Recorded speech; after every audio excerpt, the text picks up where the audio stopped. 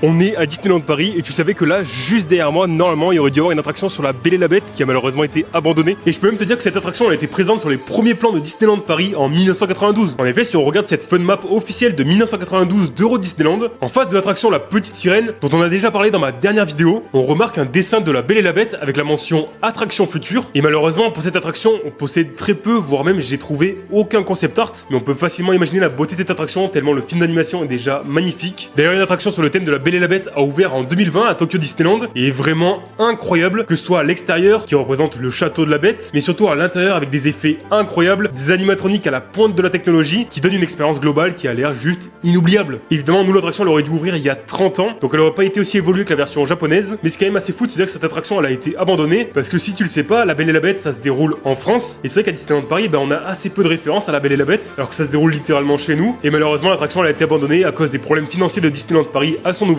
et aujourd'hui quand tu passes dans cette partie du parc, tu te dis qu'il manque vraiment quelque chose. Et si tu veux découvrir toutes les attractions abandonnées de Disneyland Paris, n'oublie pas de t'abonner.